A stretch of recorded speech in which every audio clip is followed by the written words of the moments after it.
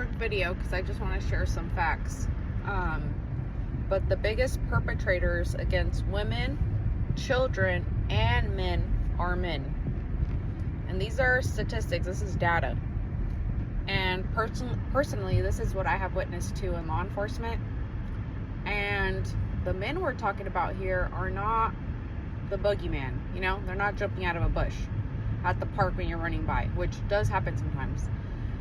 But the men more likely to harm you and your family are people related to you, people you know, people close to your kids. The biggest perpetrator against children are relatives, are coaches, are, you know, people close to them. And the reason why this is because these men are looking for the easiest way, the best way to get close to you without getting close to your children, without getting caught, being able to get away with it. And they're close to your child, so they've built that relationship with them, and that's allowed them to manipulate them into not saying anything to you, you know? And that's why you hear all these articles coming out like, oh, gymnastics coach, you know, to all these Olympians was freaking sexually abusing them all these years. So it's always people close to you. So that's why I bring up, hey, you know, you got to protect your children. And that's why I bring up, hey, you got to be aware of these things. Start paying attention to people, because these are not big things they're doing in your face. There's going to be subtle things that you'll see that people do that's going to be weird to you. And if you are seeing these subtle things, these small differences in people's behavior that's not normal, those are red flags. And not just little ones, those are big red flags. And a lot of the times when I went to domestic violence calls, kids being sexually abused, it was by dad themselves, a stepdad. And when women were being abused or, you know, physically harmed, it was by their husbands, it was by their boyfriends.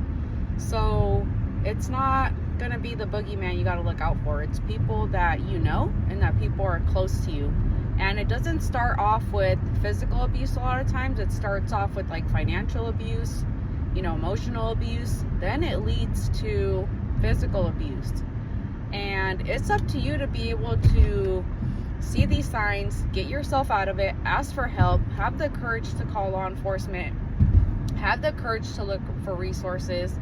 And it's also why too I've always worked, because I've always wanted to make my own money. Even though I'm happily married and my husband does not abuse me in any type of way, in the back of my mind though, I've just always wanted to have a safety net, something that I could call mine. And with that builds confidence, and with that, you know, builds independence and stuff.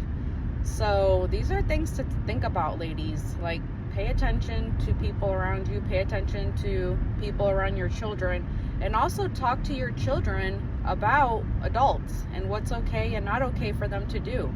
Because I feel like a lot of parents don't talk to their kids about this. My parents definitely didn't talk to me about this.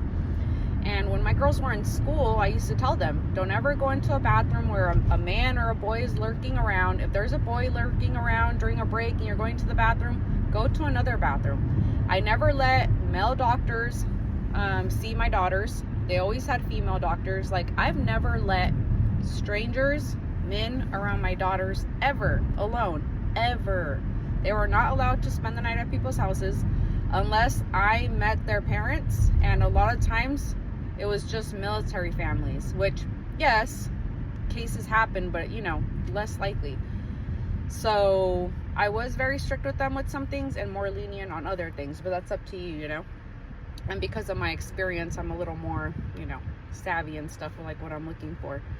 But yes, ladies, the biggest perpetrators in your life are going to be people you know. And just look at the numbers. It's a lot of times it's men. Very small number, it's women. So just food for thought here.